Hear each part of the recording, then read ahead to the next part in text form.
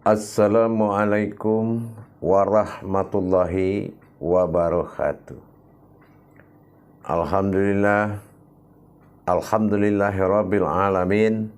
Assalatu wassalamu ala asyrafil anbiya'i wal mursalin sayyidina wa maulana Muhammadin.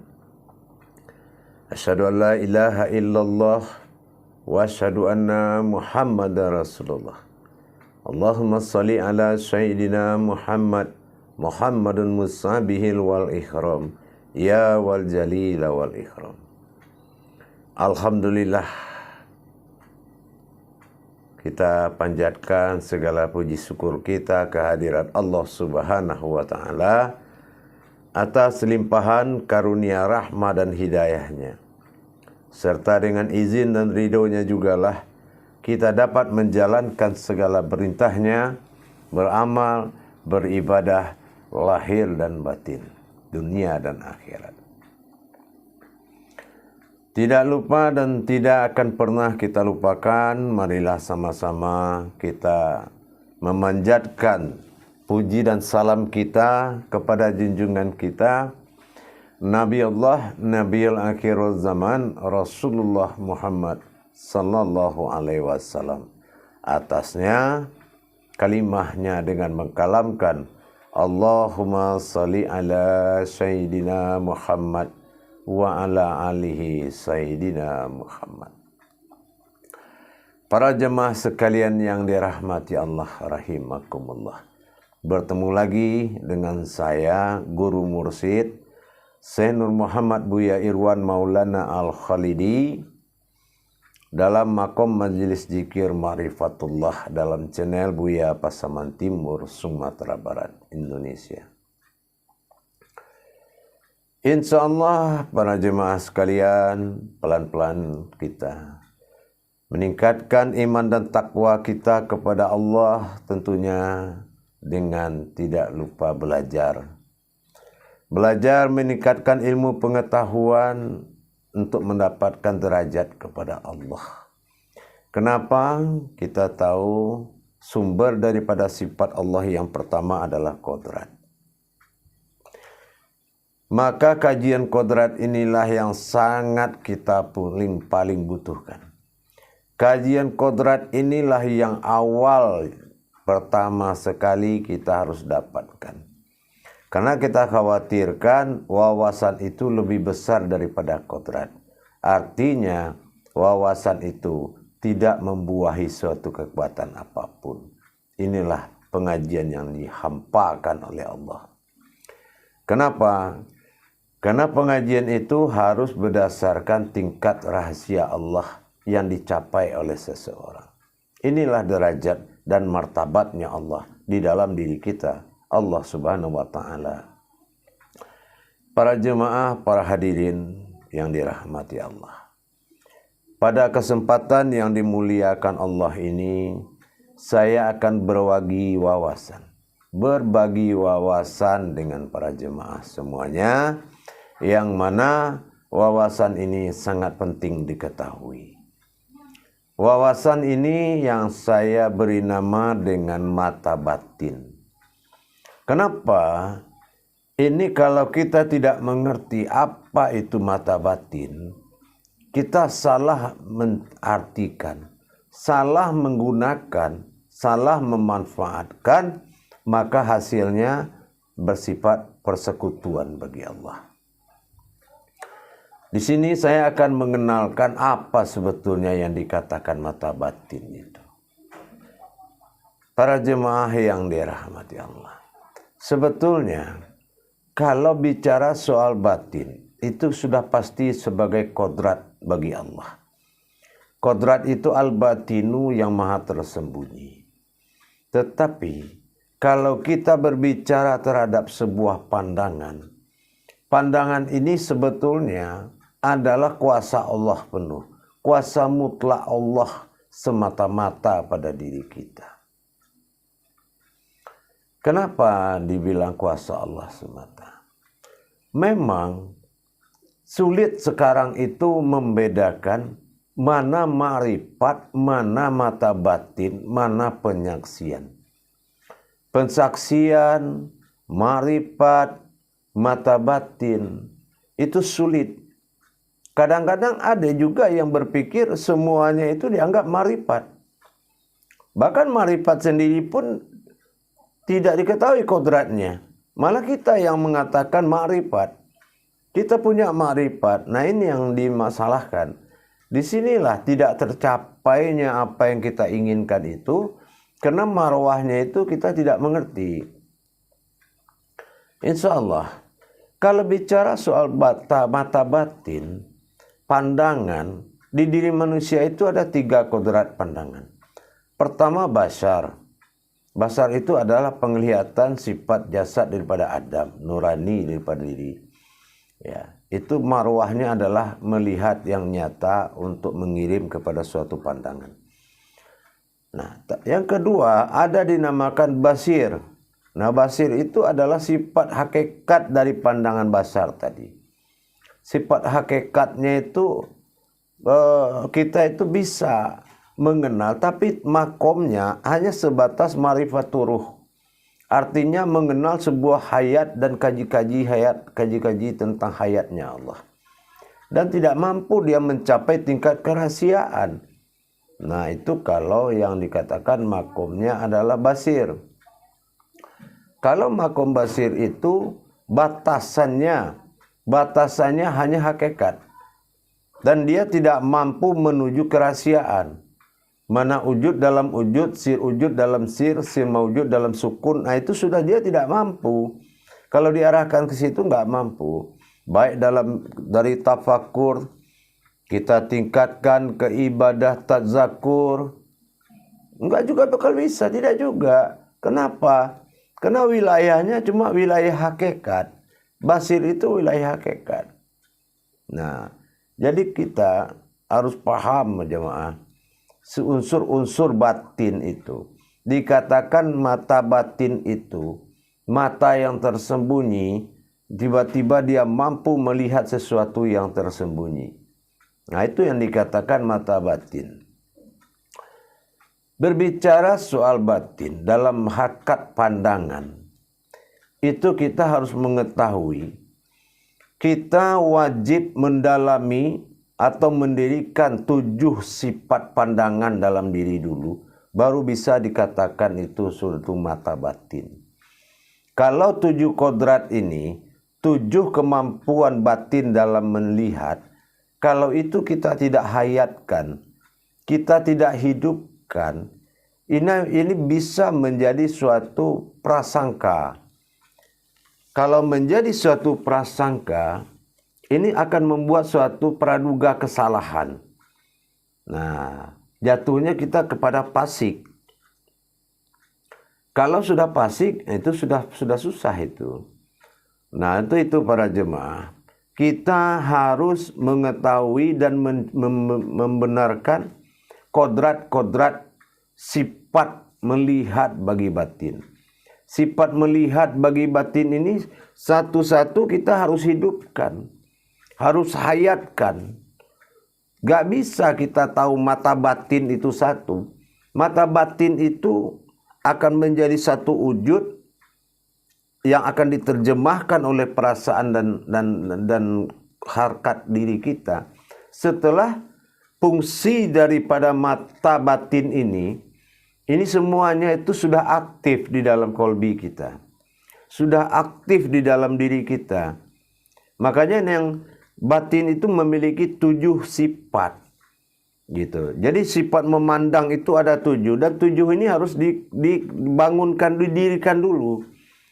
Nah, yang pertama dinamakan sifat basiroh. Nah, yang mana sifat basiroh ini adalah sifat memandang dan menilai. Nah, begitu dia pandang, dia bisa menilai apa yang dia pandang. Itu basiroh namanya, sifat basiroh. Nah, itu juga harus kita dirikan dulu. Harus kita dirikan dulu sifat basiroh itu. Itu. Nah, tentu dengan caranya, ya, dengan adabnya. Ada memiliki adab-adab khusus. Tapi sekarang saya bicara wawasan dulu kita. Yang kedua ada sifat dari domir. Lomir itu adalah suatu pengendalian pandangan. Nah, dia sesuatu melihat, tapi dia bisa melihat kekuatan di dalam hati orang lain. Nah, dia bisa mengendalikan apa yang ada dalam hati orang lain dan bisa menerjemahkan, dan kemampuannya mencapai ke dalam hati.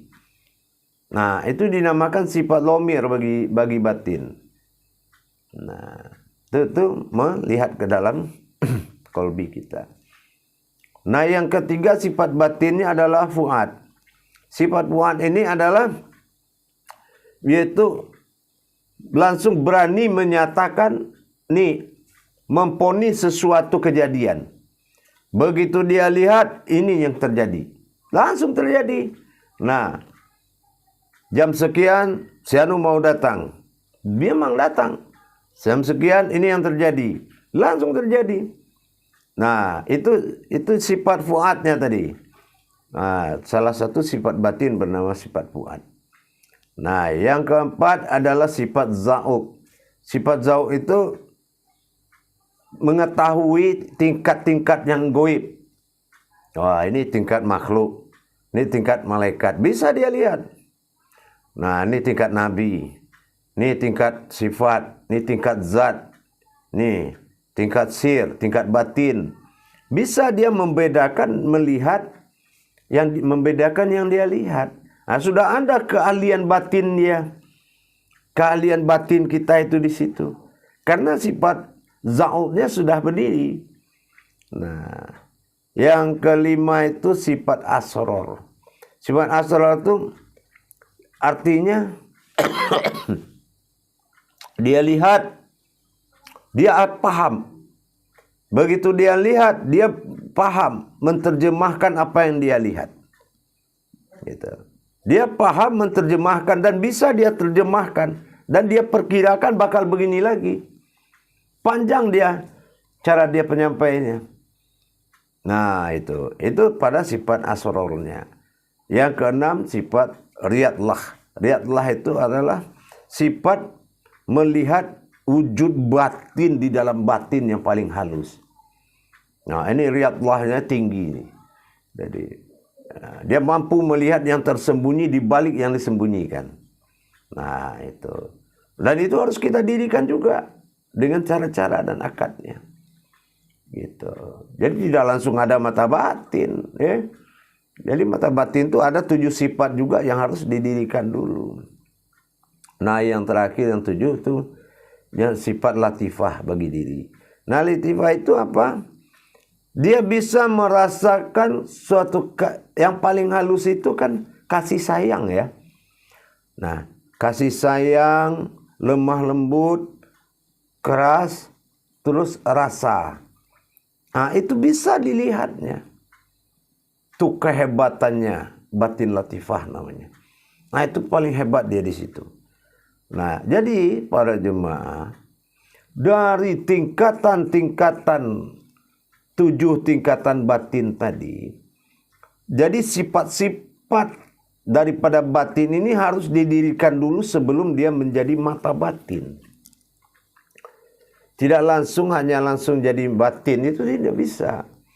Mata batin itu dia harus 7 kelebihan tadi itu harus naik. Karena memang kita butuh untuk beribadah, ya, kita harus butuh penyaksian. Apalagi dalam rangka ilmu hakikat dan ma'rifat, sholat, zikir, kita butuh mata batin. Butuh sangat kita mata batin. Tapi apakah batin ini bisa kalau tidak dihadirkan sifat pandangan dulu 7 tingkat ke dalam batin, baru muncul kebisaan melihat tadi. Tentu dengan ada akad-akad caranya, adab-adab caranya.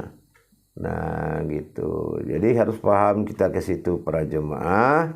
Harus kita sangat paham dan mengerti di situ. Nah, sebagai garis besar, saya akan sampaikan.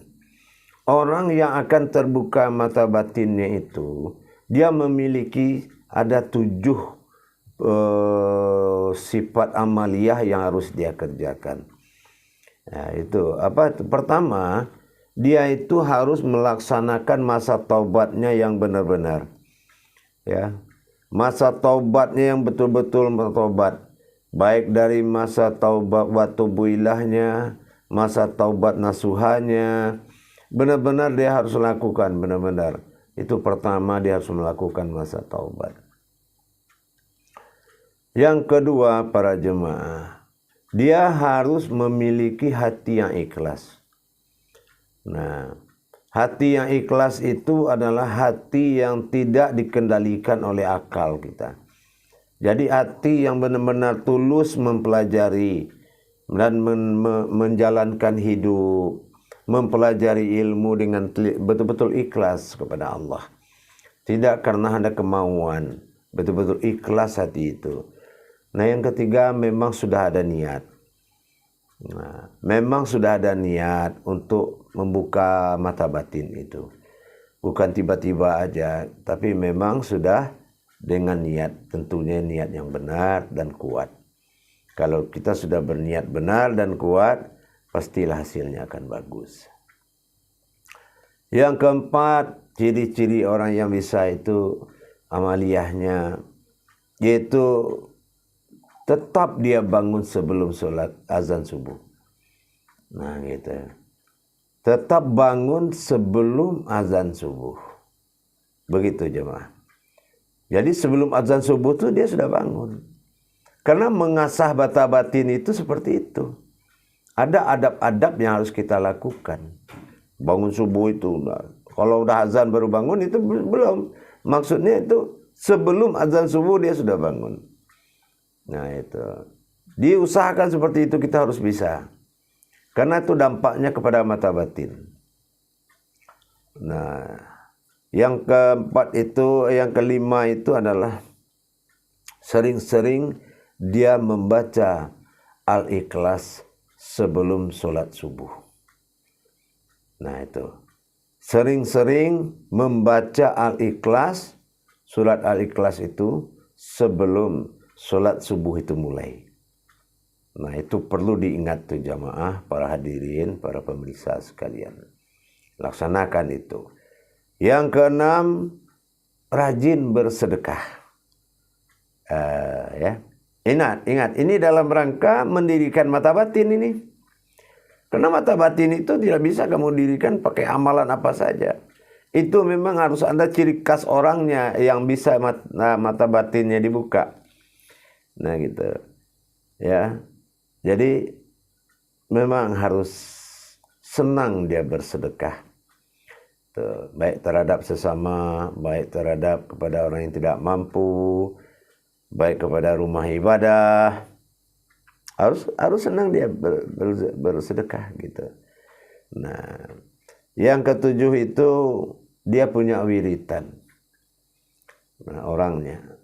Apa wiritannya? Yang pertama, dia sering mewiridkan Al-Fatihah itu paling sedikit itu 100 kali.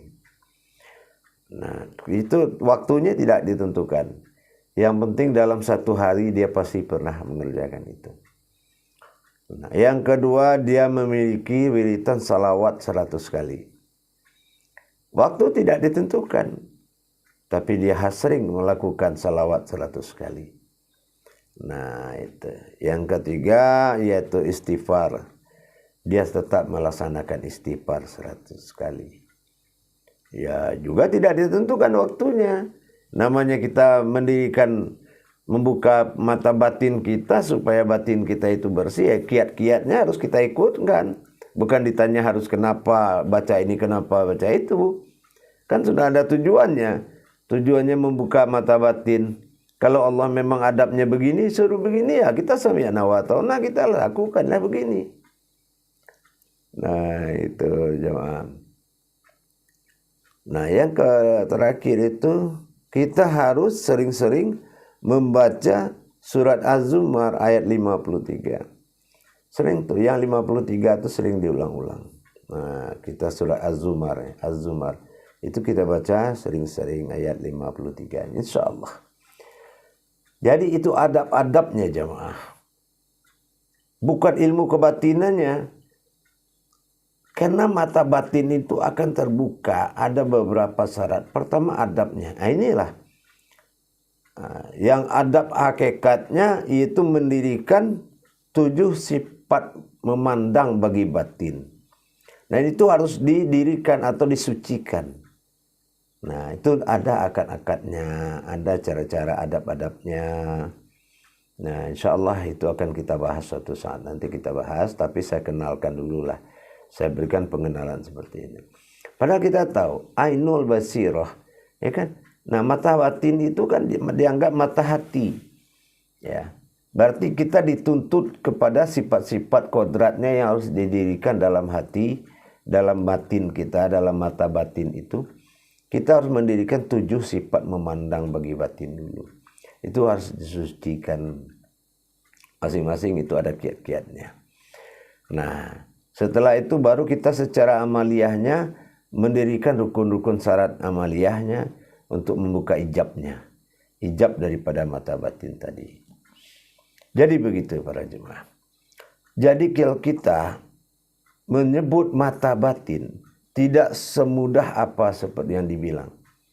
Sesungguhnya dalam kajian-kajian sebagian guru-guru, kalau dengan ainul basirah semua bisa dilihat. Tapi tidak semudah itu. Ainul basirah itu bukan ciptaan Allah. Tapi ainul basirah itu adalah himpunan dari 7 batin menjadi satu judul. Yaitu ainul basirah. Itu berasal dari 7 tingkat pemahaman pandangan. Jadi kalau batin kita sudah terbuka 7 ijab pandangannya, baru dikatakan namanya pandangan batin atau mata hati. Begitu para jemaah sekalian. Jadi insya Allah dengan adanya wawasan ini, kita sudah bisa menjauhi sifat-sifat yang menyesatkan. Kenapa? Itu mata batinmu. Nah, menurut mata batin saya melihat kamu begini. Nah, itu tidak boleh. Ya, mata batin itu tidak semudah itu dia berdiri. Mata batin itu harus didirikan rukun, 7 rukun batin, 7 keahlian dia dulu. Didirikan 7 keahliannya pada memandang. Baru batin itu bisa memandang. Karena batin itu sebuah kodrat. Bukan nama sebuah umat, tapi nama sebuah kodrat. Al-batin. Dia tersembunyi dan dia bisa melihat kemanapun. Kalau orang bilang ada dalam masa terawang, ada dalam masa ya semacam meramal. Tidak. Jadi tidak boleh hal-hal yang begitu kita lakukan. Tetapi dengan mata batin dia akan berterjemah. Batin itu akan menterjemahkan apa yang dia mampu dan apa yang dia saksikan. Nah, kitalah jabariyahnya.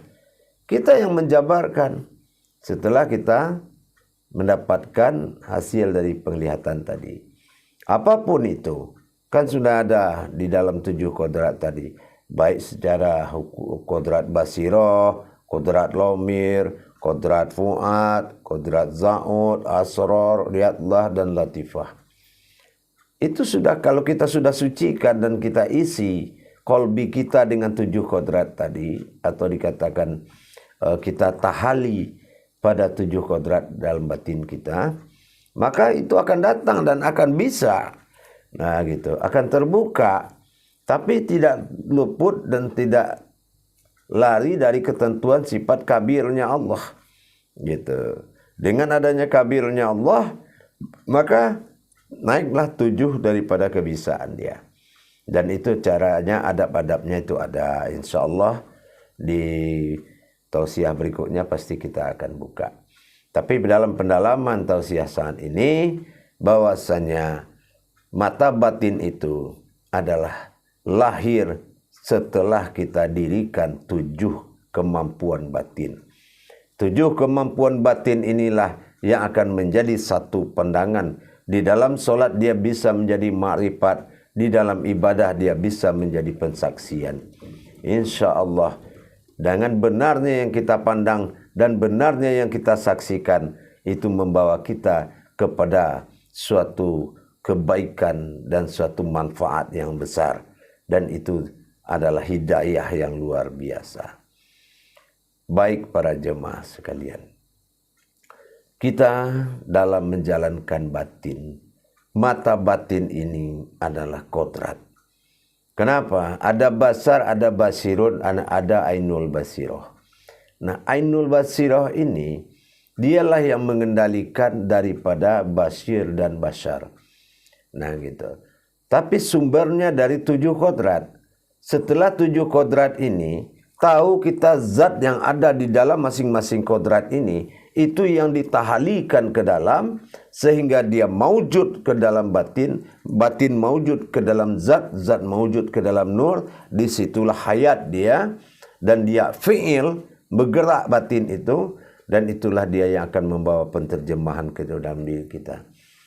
Contoh umpamanya firasat. Itaku firasatal mu'mini fa innahu yanzuru binurillah. Takutilah olehmu firasat dariku, sesungguhnya firasat itu mengandung cahayaku. Nah sekarang, kalau yang 7 ini tidak ada, cahaya mana yang bisa keluar yang membawa sebuah firasat dari pandangan? Setelah batin ini melihat, terus apa jabariyah kita?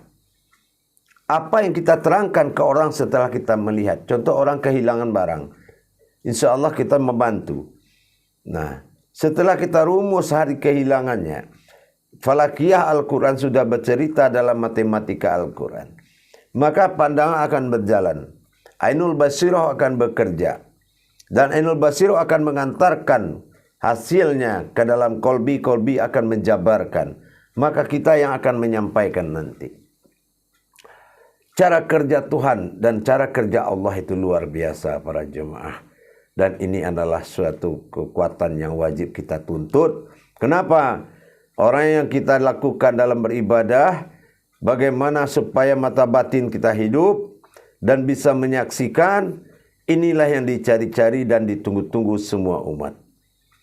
Insya Allah, di lain waktu kita akan bahas lagi bagaimana cara mendirikan zat yang 7 tadi sebagai kodrat daripada batin untuk memandang, dan bagaimana menjalankan rukun adab amaliyahnya, mulai dari tobatnya, ikhlasnya, niatnya, dan bangunnya sebelum subuh, dan membaca ikhlas sebelum sholat subuh, dan selain bersedekah dan melaksanakan wiritan tadi. Insya Allah, maka dalam belajar ini semakin tajam dan semakin terbuka hijabnya. Insya Allah para jemaah. Untuk tayangan ini saya cukupkan sampai di sini. Insya Allah akan memberkahi. Mari kita belajar. Masuklah ke dalam grup insya Allah. Daftarkanlah diri dalam grup belajar. Mudah-mudahan pelajaran ini akan kita kupas tuntas sebagai bekal dunia dan akhirat kita, apalagi dalam rangka bertajali kepada Allah dalam menjalankan kuncian-kuncian ibadah kepada Allah Subhanahu wa taala. Demikian para jemaah sekalian. Akhirul kalam wa billahi taufik wal hidayah. Wassalamualaikum warahmatullahi wabarakatuh.